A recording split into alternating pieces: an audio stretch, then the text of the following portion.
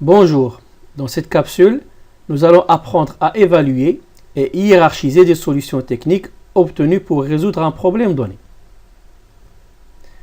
Afin de situer où va intervenir l'évaluation et l'hiérarchisation des solutions, je rappelle ici les étapes du modèle type de recherche d'une solution avec pour chaque étape les livrables fournis. L'étape reconnaître le problème permet de spécifier le problème précis à résoudre. C'est le grand fantastique si on utilise le jargon de l'outil Golden Fish, vu dans le module 2 de ce MOOC.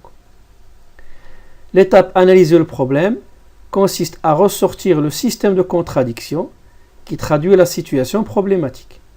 Au bout de cette analyse, les paramètres d'action et d'évaluation sont identifiés. L'étape synthétiser des concepts de solution permet de sélectionner, selon l'outil utilisé, les concepts de solutions qui peuvent apporter des solutions au problème. Ce serait par exemple les principes inventifs si on utilise l'outil matrice de résolution vu dans le module 4. L'étape concrétiser les solutions techniquement permet pour chaque concept de solution de proposer des solutions techniques. Enfin, l'évaluation et l'hiérarchisation est l'étape qui nous concerne ici.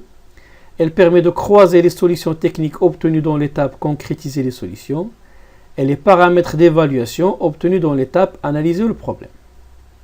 L'impact de chaque solution sur chaque paramètre d'évaluation est ainsi estimé. Le tableau suivant permet de concrétiser ce croisement. Les solutions techniques sont listées dans les lignes.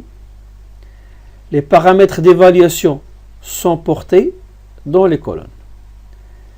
À l'intersection de chaque ligne et colonne, l'impact de la solution sur le paramètre d'évaluation est indiqué. L'importance de l'impact est notée de 0 à 5.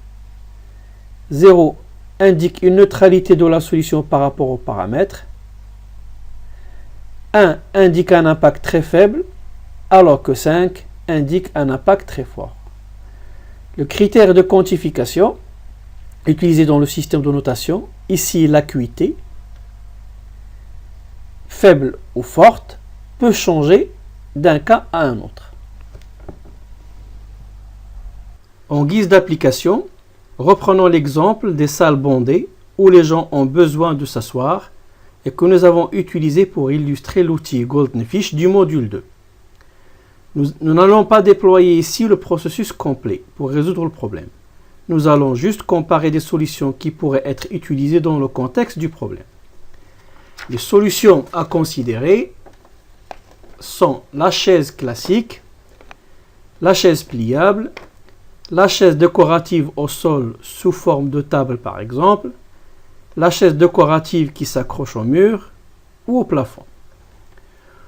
Formulons d'abord le système de contradiction relatif à cette situation problématique à l'aide du modèle EPV vu dans le module 3. L'élément est la chaise.